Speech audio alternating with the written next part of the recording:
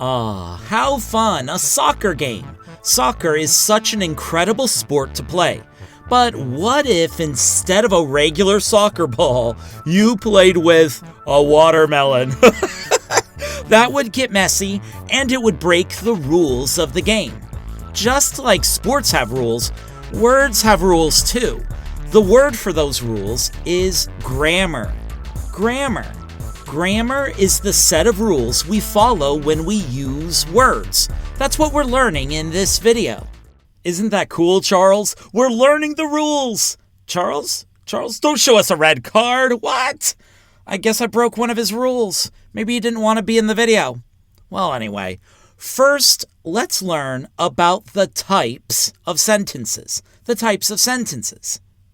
A square has 4 sides. There are 4 cardinal directions: north, south, east, and west. There are 4 seasons in a year. But did you know that there are 4 types of sentences? That's right. And you are about to learn all 4 of them.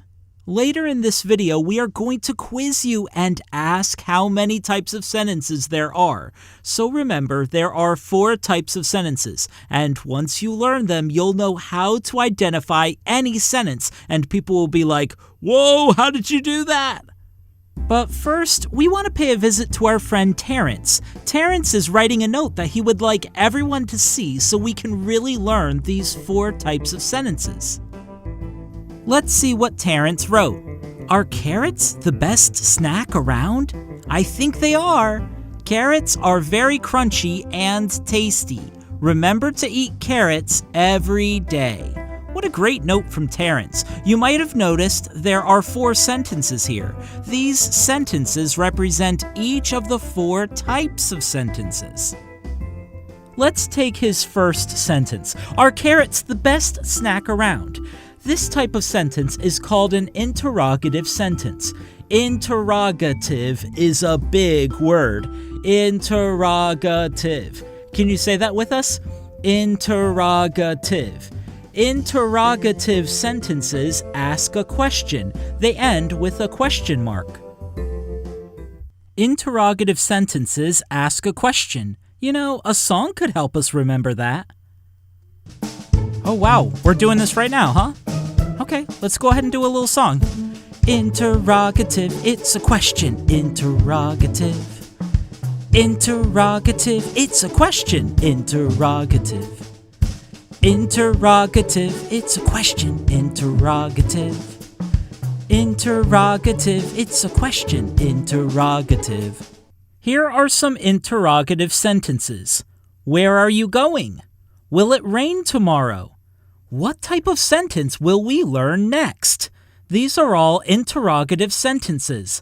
Alright, so interrogative sentences ask a question. Let's look at the next sentence that Terrence wrote. We know the first sentence is an interrogative sentence because it asks a question.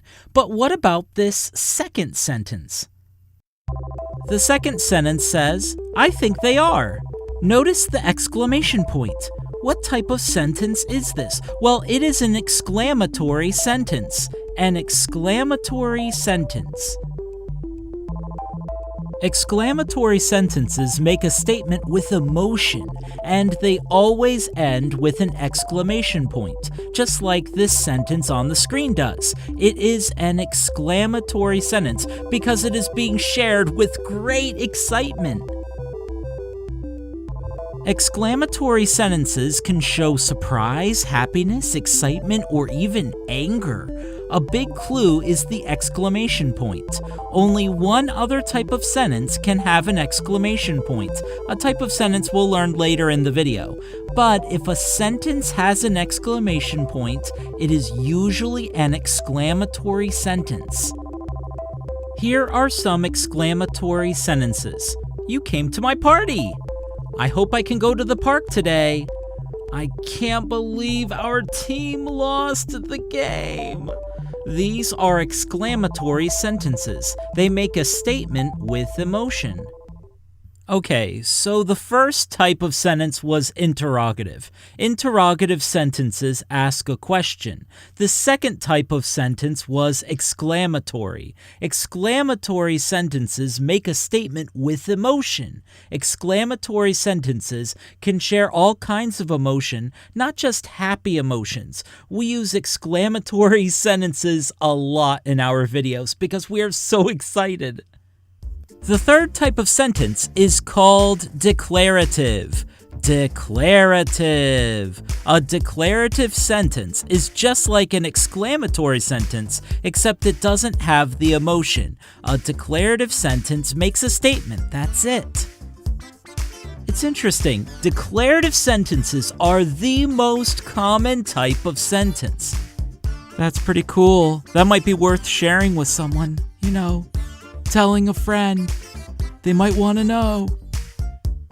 The declarative sentence from Trance read, "Carrots are very crunchy and tasty." You can tell that it is a declarative sentence because it is making a statement without emotion. It ends with a period instead of ending with an exclamation point. If a sentence ends with a period, there is a big chance it is a declarative sentence. Here are more declarative sentences. The house is red. That's definitely declarative. We read every afternoon. And finally, I have 2 dogs and 1 cat. These are all declarative sentences. They make a statement without emotion. They end with a period instead of ending with an exclamation point, like exclamatory sentences do. Okay, it's quiz time. How many types of sentences are there? How many?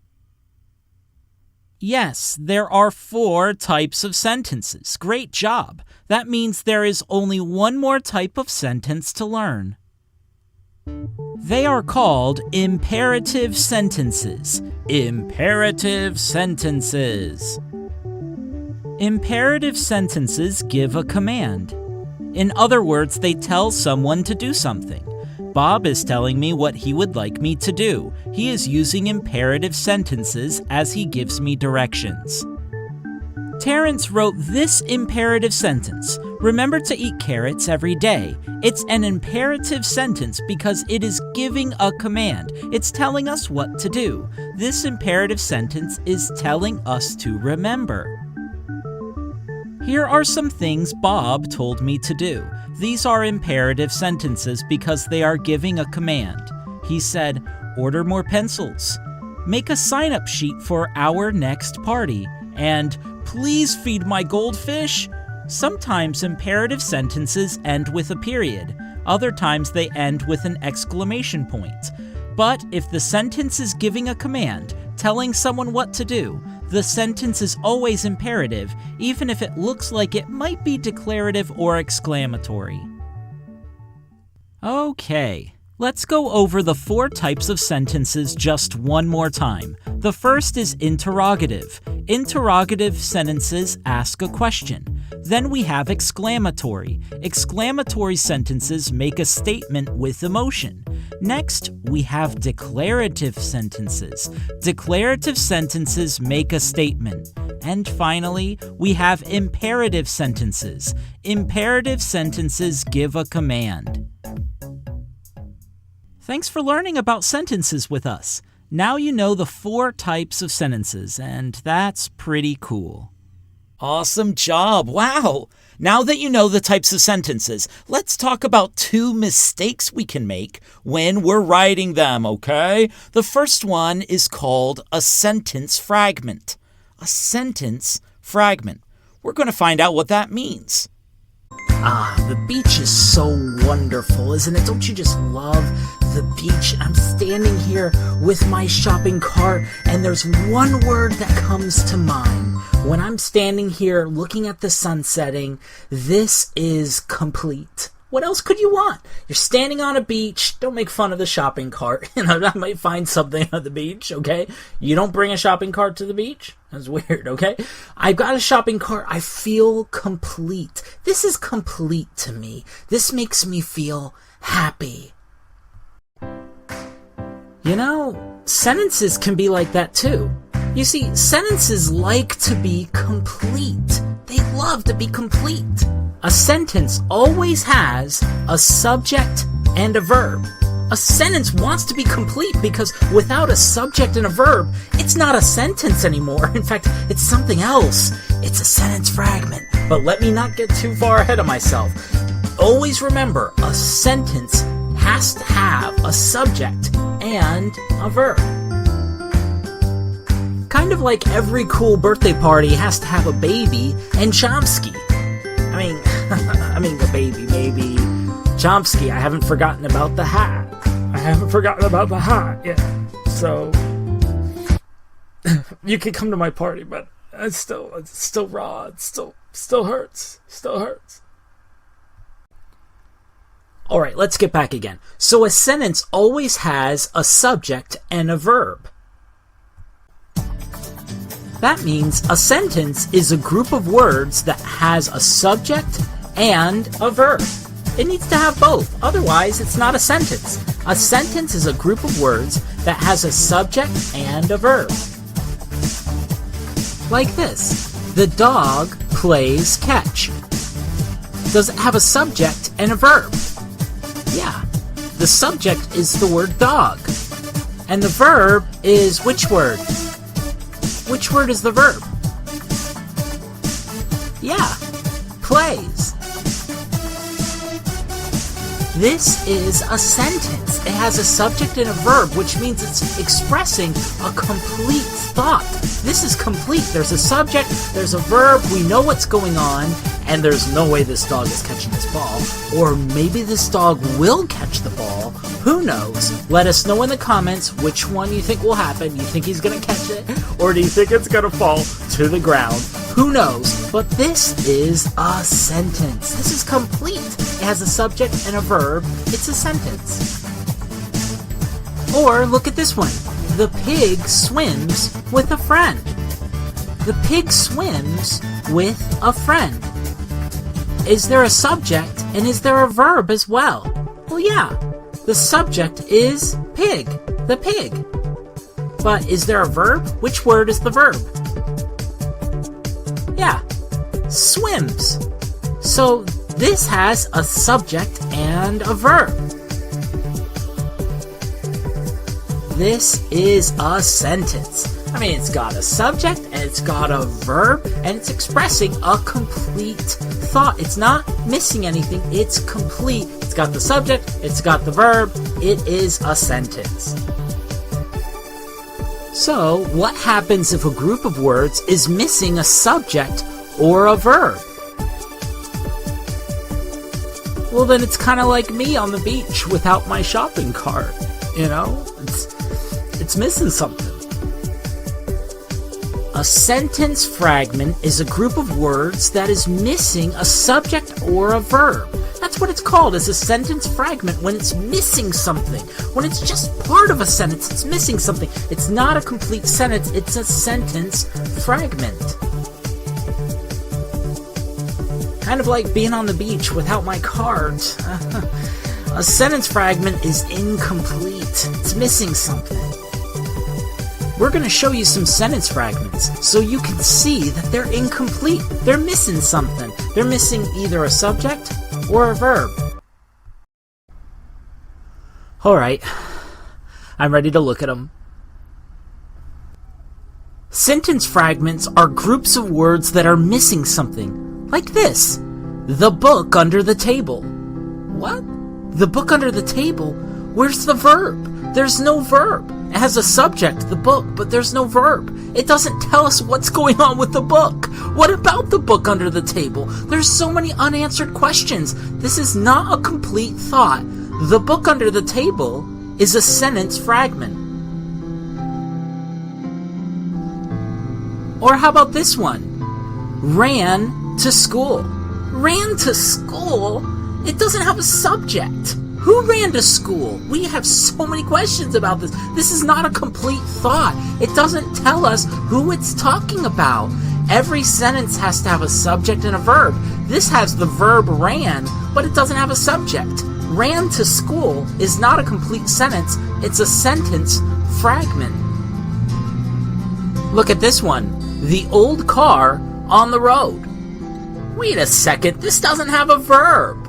The old car on the road? It's missing something, isn't it? It's a sentence fragment. It's not telling us what the old car on the road is doing. It's just saying, the old car on the road. Well, what about it? What about it? What is the old car on the road doing? This is a sentence fragment. It's a group of words that's missing something. And our final sentence fragment is, Mr. Whiskers on Thursday. Wait a second. What? Mr. Whiskers, what did you do on Thursday? It's a sentence fragment. I don't know. What did you do? Mr. Whiskers, you don't speak English, do you? I have no idea what you did on Thursday. I hate sentence fragments because they don't give you all the information. There's no verb. I don't know what Mr. Whiskers did on Thursday. That's not a complete sentence. You gotta have a subject and a verb. Mr. Whiskers, please. I hope you're safe. You know, I go to the beach with my shopping cart on Thursdays and everything. To review, a sentence fragment is a group of words that is missing a subject or a verb. Now, a sentence always has a subject and a verb. A sentence fragment, though, is missing either a subject or a verb. A sentence fragment is missing something. Wow, a sentence fragment is not a complete sentence. That's a mistake we can make if we're not careful. But what if a sentence has the opposite problem? What if it tries to squeeze in too much, with more than one thought, too many subjects, and too many verbs? That's another mistake, and it's called a run-on sentence. A run-on sentence. Let's learn about that next. Are they really sneaky? Yeah, they are. A run-on sentence is a group of words that has two sentences inside. There's more in a run-on sentence than there should be. Two sentences inside of one. It's like a run-on sentence is greedy. It's sneaky. It's greedy. Oh my goodness, these run-on sentences. The truth is, run-on sentences have to be split up. It's not fair for there to be a sentence that has multiple sentences inside of just one. You have to break them up, and we're going to show you how to do that. Run-on sentences. Ha! We're on to your game. You think you're getting away with this? We're about to teach all the kids how to spot you, how to find you, and how to fix you. So look out, run-on! Look out, run-on! Run-on sentences, a group of words with two sentences instead of one. Look at this one. Charlie knocked on the door. Billy opened it. Wait a second. This is sharing two thoughts.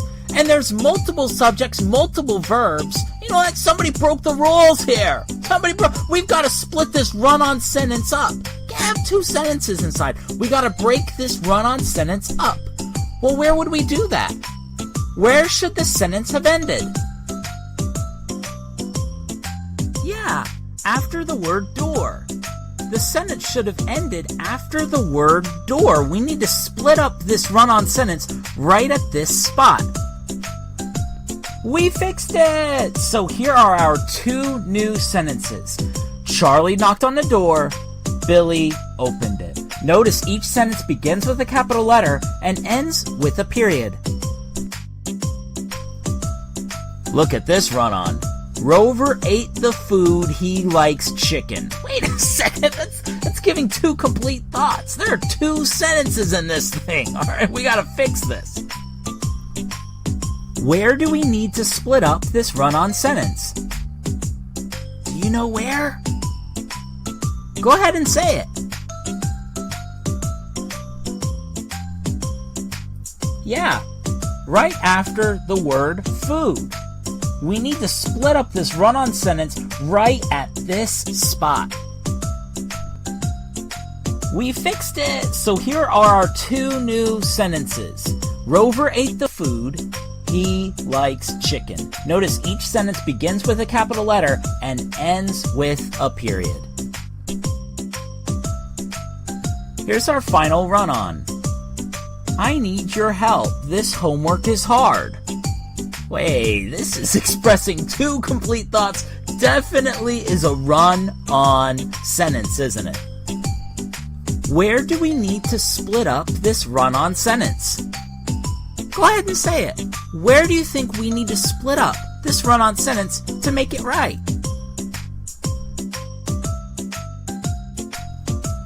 Yeah, right after the word help. I need your help. That's a complete thought. And this homework is hard. That's a complete thought, too. That's where we need to split up this run-on sentence. We fixed it! So here are two new sentences. I need your help. This homework is hard. Notice each sentence begins with a capital letter and ends with a period. Remember, a run-on sentence is a group of words that has two sentences inside. How sneaky is that?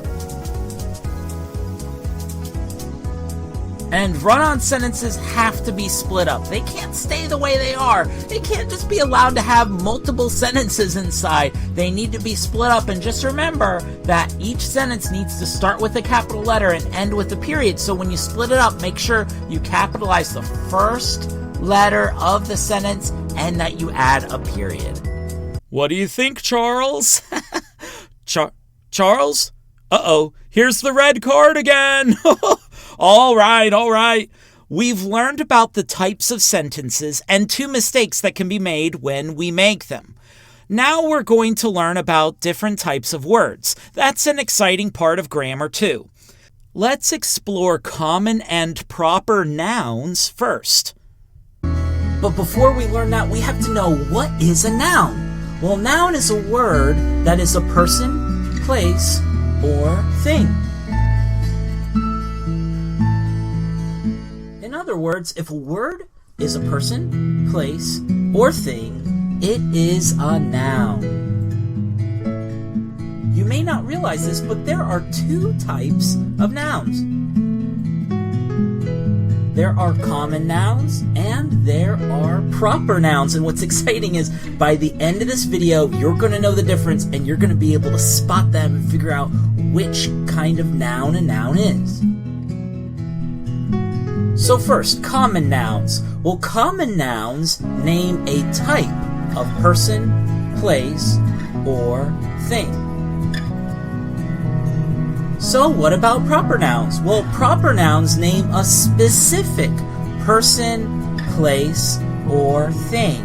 So a common noun names a type of person, place, or thing. And proper nouns name a specific person, place, or thing. Now let's show you with some examples.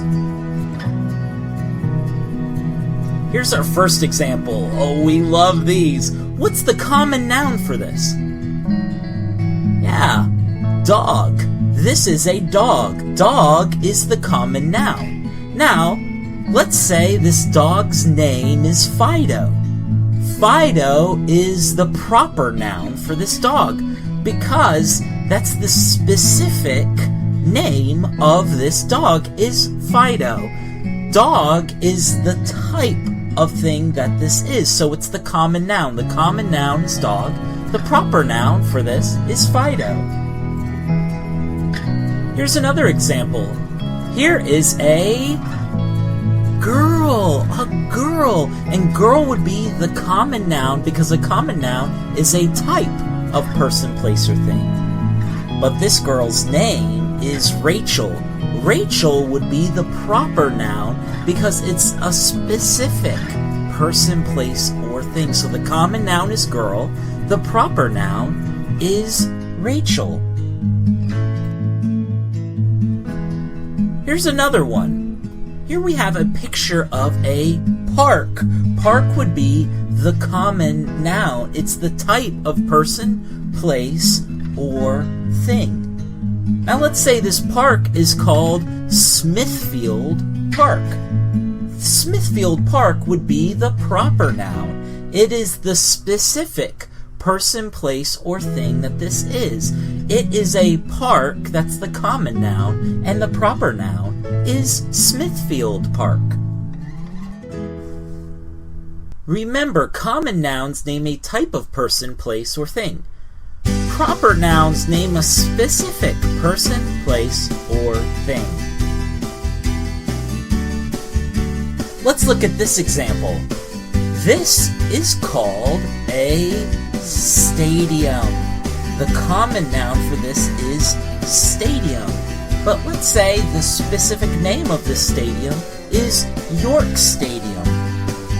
York Stadium would be the proper noun. It's the specific person, place, or thing. The common noun is stadium. It's the type of thing that this is. York Stadium is the proper noun because it's the specific thing that this is. Let's try this one. What is this? What would be the common noun? Yeah, computer. Computer would be the common noun. Now let's say this specific computer is a Platinum 10. That means that the proper noun for this would be Platinum 10. The common noun is the type of person, place, or thing, which is a computer, and the proper noun is the specific one, which is the Platinum 10. Now, did you notice that all of the proper nouns start with a capital letter and all of the common nouns start with a lowercase letter? Isn't that interesting? Let's look back. Okay, so dog is common and it's lowercase, and Fido is the proper noun and it's uppercase. It's a capital letter. Let's see, and girl is the common noun here, and Rachel's the proper noun, and Rachel starts with a capital letter. Proper nouns always start with a capital letter. Oh wow, and park is the common noun here, and it starts with a lowercase letter, and Smithfield Park is the proper noun, and so because it's a proper noun, it starts with capital letters. And let's look back at this one too. The common noun here is stadium, and the proper noun is York Stadium. And the proper noun, it starts with capital letters. York Stadium. They are capitalized because it's a proper noun. And what about this one again? Okay, the common noun is computer, so it has a lowercase letter, but the proper noun is Platinum 10, which is capitalized because it's the proper noun. Let's look at two more examples. Okay, this is a picture of a farm. Yeah, farm is the common noun, and notice it's got a lowercase letter. It's the common noun. It's the type of thing that this is. Now, the name of the farm is Johnsonburg Ranch. So that's the proper noun. It's the specific farm that it is. Johnsonburg Ranch. And notice how it's capitalized because it's a proper noun. Johnsonburg Ranch is the proper noun and it's capitalized. It's the specific thing that it is. Okay, now, this is our final one. The common noun of this is a map of a city. City would be the common noun. And notice the lowercase letter. It's the type of person, place, or thing. And it's got a little letter. It's the common noun. Now let's say this city is Denver. Denver would be the proper noun. And notice it's an uppercase or capital letter because it's the proper noun. It's the specific thing that it is. It's Denver. To review, if a word is a person, place, or thing, it is a noun. And there are two types of nouns: common nouns, which name a type of person, place, or thing, and proper nouns, which name a specific person, place, or thing. And of course, all of the proper nouns start with a capital letter. All of the common nouns start with a lowercase letter. Very cool. You did a great job learning about common and proper nouns. Whoa. Okay. Now let's check out some special words that go with nouns. Next, we are going to learn about the articles. The articles. Now, when I say the articles, I'm not talking about what we read to get more information about things. Here's someone reading an online article about fish. He just learned that fish have a better memory than we previously thought. Those kinds of articles are great because they teach us about things, and learning is fun. But when I say the articles, I'm not talking about informational articles. I'm talking about the words known as the articles. The articles are 3 special words in the English language, words we use a ton. The articles are a, which is just the letter A all by itself, and the. A, and, the. Let's look at a first. A is something called an indefinite article. An indefinite article. Indefinite means it's not specific or exact. I'll show you. It's pretty cool. Look at this sentence. May I please have a cookie? Notice I'm using a, an indefinite article. That's because I'm not asking for a specific cookie. They all pretty much look the same.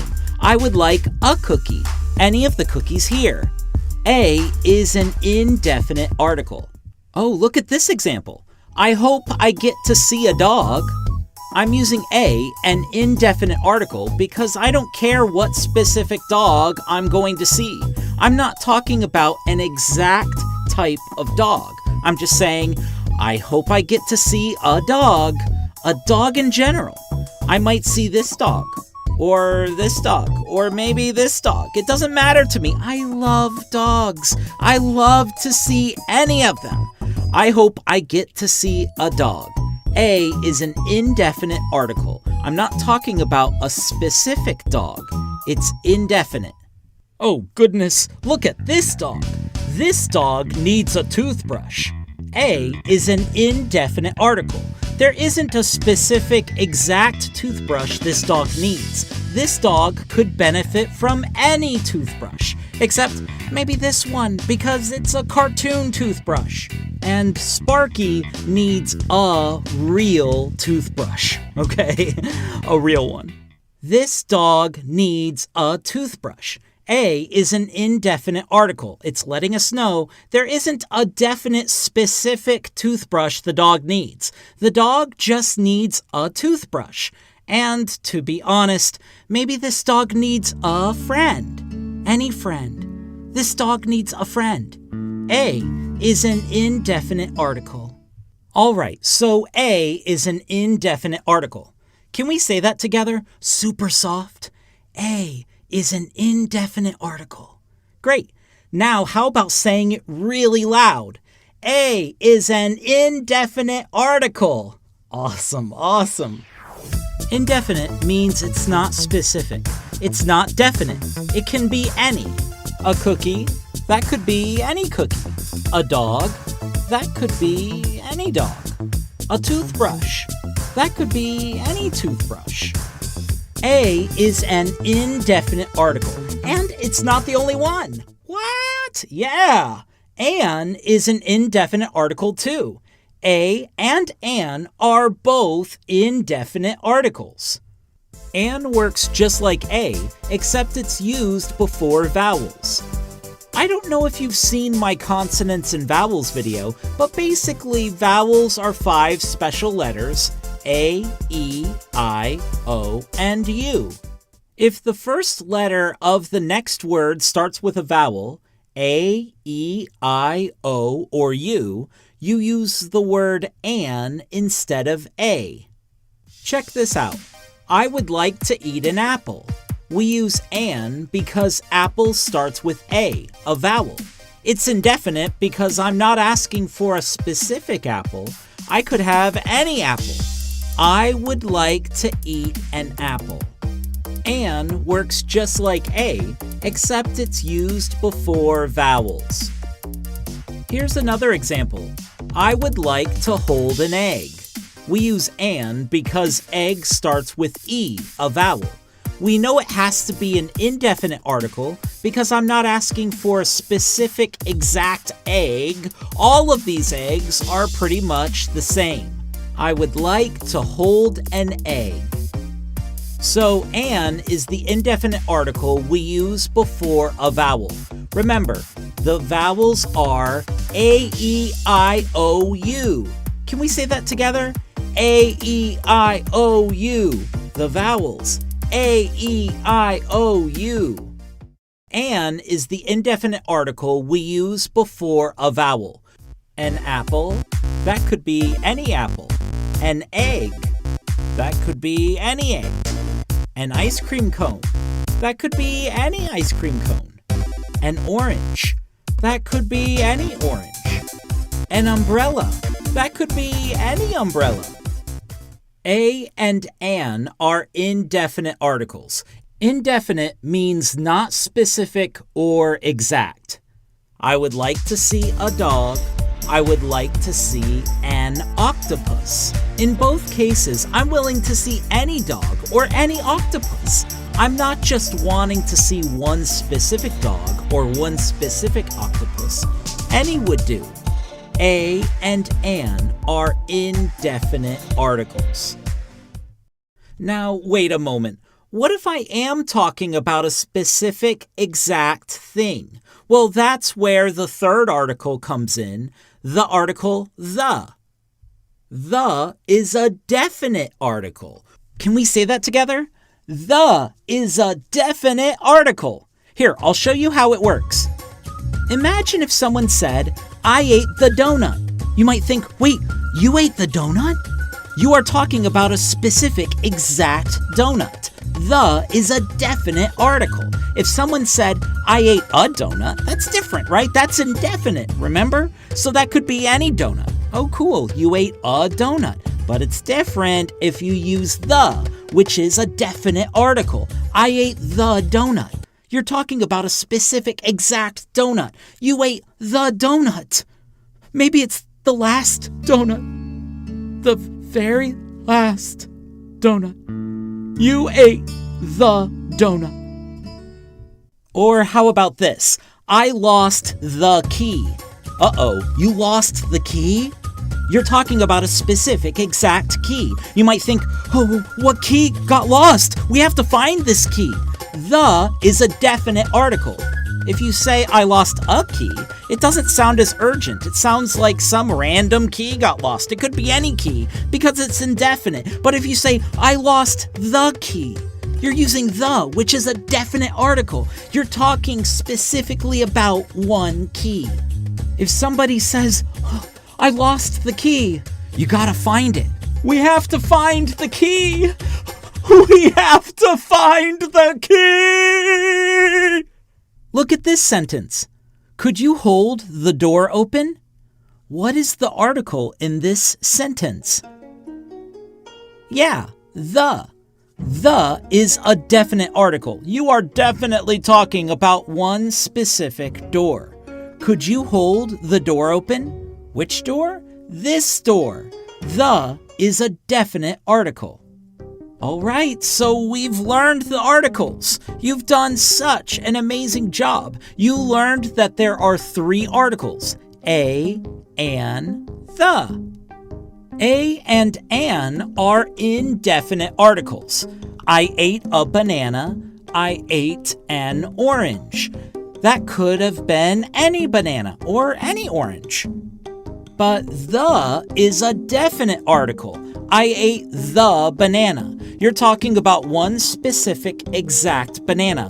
Maybe it was the last banana. I ate the banana. A, an, the. Three special words known as the articles. Wait, the is an article. Wait, an is an article. Articles are all around us. We are surrounded by articles. These three special words. A, an, the. Whoa, I'm impressed. You are a champ. Okay, maybe we should check in with Charles again. Hey, Charles, we've learned a lot of grammar already, and there's even more fun ahead. Next, let's learn about words that also go really well with nouns. Adjectives. Yeah, adjectives. This is going to be cool. Well, let's start at the beginning. What is an adjective? Oh, that's a great question. You may have heard that word before. What is an adjective? Well, this might sound a little weird, but in order to know what an adjective is, you have to understand what a noun is. And remember, a noun is a person, place, or thing. A person like a doctor, or a place like a bookstore, or a thing like a desk. If it's a person, place, or thing, it's a word that's a noun. Well, here's where adjectives come in. Adjectives describe nouns. Adjectives are words that tell us more about nouns. So let's look at some adjectives for these nouns that we shared. The doctor, the bookstore, and the desk. The doctor. Two adjectives we could use to describe this doctor are tall and smart. Tall and smart describe this doctor, and the doctor is the noun. Remember, bookstore is a noun too. It's a place. What are two adjectives that we could use? Well, one adjective could be the word fancy. This looks like a pretty fancy little bookstore. And it also looks like it could be friendly. Friendly is another adjective we could use to describe this bookstore. Fancy and friendly are adjectives. They describe the noun. Well, what about this desk? Well, two adjectives that could describe this desk are clean and tan. Clean because you can see it's not a dirty desk. And also tan because that's the color of the desk. That describes the color of the desk. This is a tan desk. Tan and clean are adjectives. They're describing the nouns. All of these words you see are adjectives. Tall, smart, fancy, friendly, clean, and tan. Adjectives are pretty fun. All you have to remember is adjectives describe nouns. Now let's practice using adjectives to describe nouns. Look at this picture. These girls. How would we describe these girls? Well, some adjectives we could use the adjective happy. They look pretty happy. Look at those big smiles. What else would describe them? Do they look clean or do they look messy? Yeah, they look pretty messy. Messy is another adjective. Happy and messy describe these girls. That was a pretty good job. Now let's look at this picture. What are two adjectives we could use to describe this Lego toy? Well, he looks a little angry, doesn't he? Angry describes him. That means angry could be a good adjective. What's another adjective? Is this toy very big? Look at this toy compared to the grass. This toy is pretty tiny. Tiny describes the toy in this picture. So the two adjectives we could use are angry and tiny. They describe the noun. Wow, look at this picture. Look at all these trees. How would we describe these trees? What are some adjectives we could use to talk about these trees? Well, these trees are tall, aren't they? They seem to reach all the way up to the sky, it looks like from this picture. They are very tall. Something else about these trees, and we can tell this because of just how tall they are, they must be very old as well. These are old trees. These aren't young little saplings. These trees are tall and old. Tall and old are adjectives describing the trees. Oh wow, look at this picture. how would we describe the water in this picture? If the water is a noun, it's a thing, what are some adjectives we could use to describe it? Well, one of the first things we know about water is that it is wet, right? Whenever you get in water, you become wet because water is wet. That's an adjective we could use, right? What's another adjective we could use? Look at the color. What is the color of the water? Yeah, blue. Wet and blue are adjectives describing the water.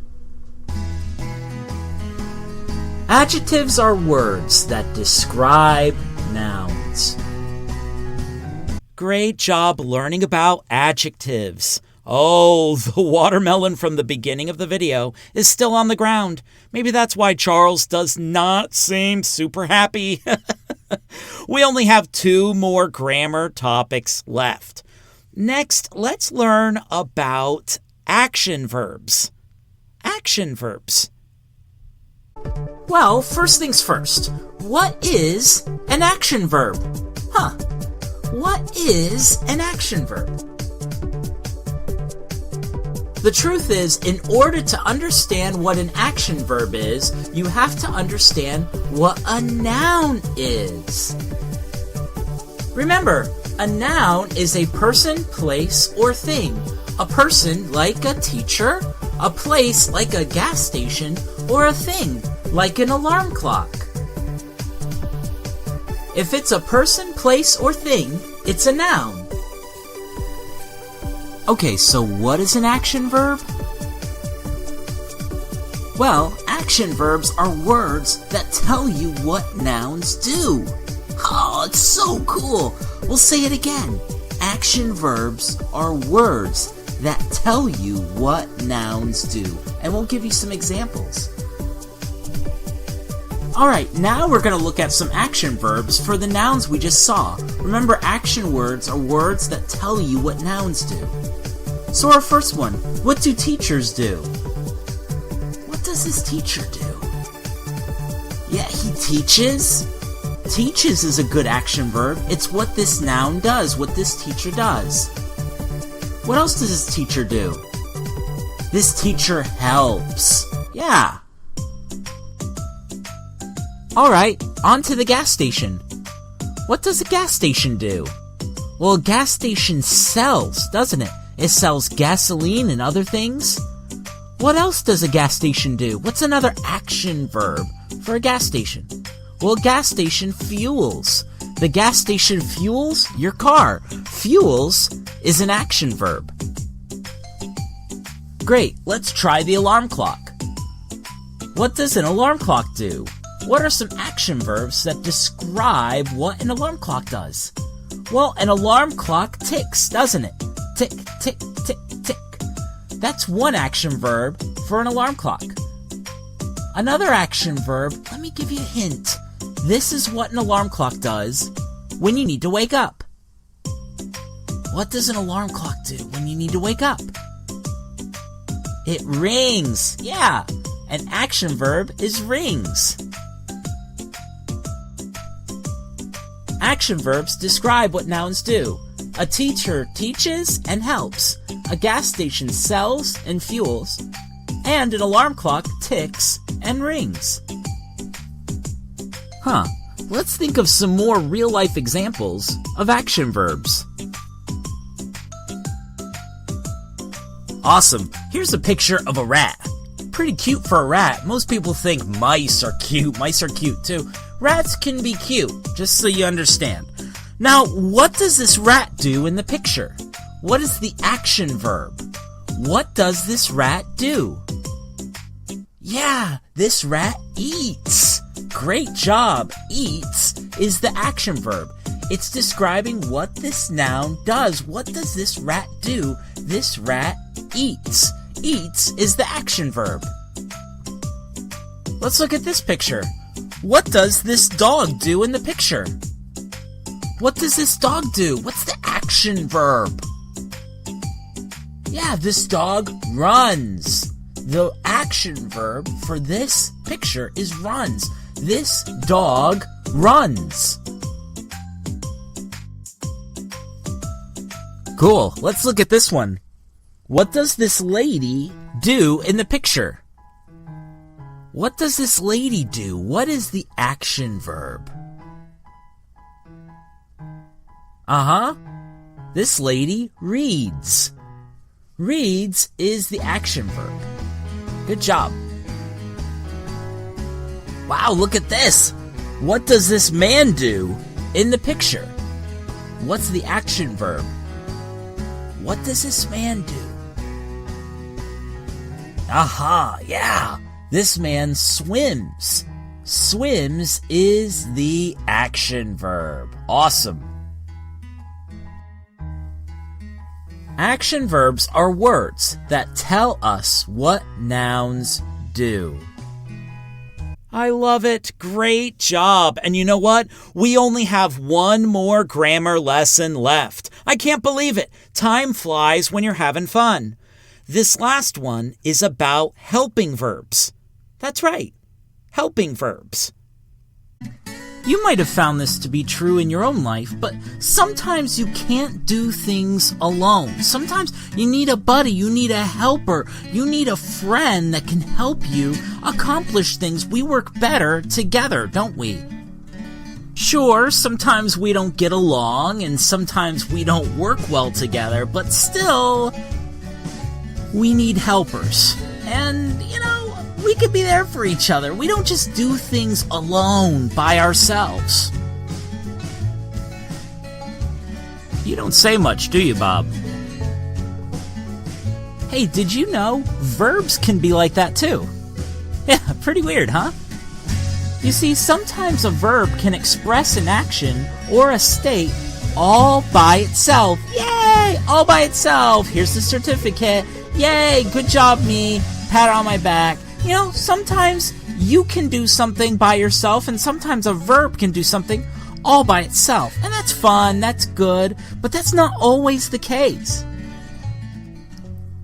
Now and then, verbs need a buddy that helps them express an action or a state. Okay? They need a buddy, they need a helper, and we call those helping verbs. We're going to learn what those are and how we use those in sentences, but what's important for you to get right now is that helping verbs help a main verb express an action or a state. They are literally helpers. They're buddies, and that's why we call them helping verbs.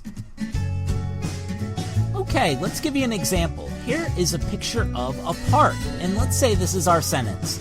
The park has opened. The park has opened. Now we know that opened is the main verb because it tells us the action that's happening with the park. But notice there's another verb there that comes just before it that helps it state the action. The park has opened. The word has is the helping verb. The word has, the helping verb, is helping open, which is the main verb, express the action. Alright, now we're going to share an interesting fact with you. The helping verb is always just before the main verb. So it's really easy to spot which verb is the helping verb. It always comes before. Let's look at our example again. The park has opened. Remember, has is the helping verb, and it's just before opened, which is the main verb. The helping verb comes first, and it helps out the main verb. So it's helping verb, and then the main verb. Really easy. Here's another example. Here's a picture of a man playing soccer. And let's say this is our sentence. He will kick the ball. He will kick the ball. Well, we know that kick is the main verb because kick expresses the action. He will kick the ball. But notice there's another verb just before the word kick that helps it state the action. What's that word? Yeah, will. Will is the helping verb. Will helps the word kick express the action. And notice again, the helping verb always comes before the main verb. Let's try this one. Here's a picture of a woman and a girl laughing. Let's say this is our sentence. They are laughing. They are laughing. Now we know that the word laughing is the main verb because that's what's expressing the action. They are laughing. But notice there's another verb just before the word laughing that helps express that action, that's helping the word laughing. What is that word? What's that helping verb? Yeah, the word are. Are is the helping verb because are helps the word laughing express the action. Are is the helping verb. All right, let's try this one. The seagull is flying. Look at this picture of the seagull. The seagull is flying. Okay, you tell us, what is the main verb? Which word is the main verb? Yeah, flying. Flying is the main verb because it tells us the action. But notice there's another verb just before it that helps it state the action. What's the helping verb in this sentence? Yeah, the word is. Is the helping verb because the word is helps the word flying express the action. Is the helping verb. You're getting the hang of this. Here's the last example. I am driving. I am driving. Okay, so what's the main verb? Driving. Yeah, driving is the main verb because it tells us the action. But notice, just like the other ones, there's another verb that's helping out. What's the helping verb? The word am. Yeah. The word am is the helping verb. Great job. And notice again, the helping verb always comes before the main verb. To review, helping verbs help a main verb express an action or a state. Oh, and don't forget, the helping verb is always just before the main verb, so they're always easy to spot. Okay, Bob? That's what helping verbs are. Oh my goodness, they're like the buddies of main verbs. Helping verbs, we use them all the time. They're exciting, they're fun, they're easy to spot. You're still not saying anything, are you, Bob? Nothing, just not. You just don't like to talk. That's okay. Because you know what? We still had fun learning. Oh my goodness, you did it! Way to go! Charles is happy, I think. The kids are actually playing soccer with a soccer ball, which is great. And you did an amazing job. Congratulations, you know a lot about grammar, which is really cool. Really, really cool. Thanks for learning all about grammar with me. I hope you had a blast. If you enjoyed this and haven't yet, be sure to click that subscribe button for more videos like this one. I have a lot of videos, okay? I want to give a special thank you to my patrons for making videos like this possible. Your support means the world to me, and thank you for watching this video all the way to the end. Wow, you are so awesome, and you know what? I'll see you next video.